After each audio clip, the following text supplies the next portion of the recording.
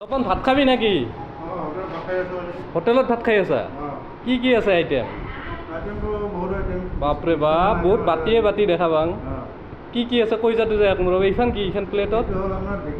ঢেকীয়া শাক। আচ্ছা আচ্ছা আচ্ছা তাৰপিছত মেষ্টা টেঙা আছে, মেষ্টা টেঙা দালি আছে, দালি তাৰপিছত আপোনাৰ পাপৰ আছে, স্লাড আর কি এইটো?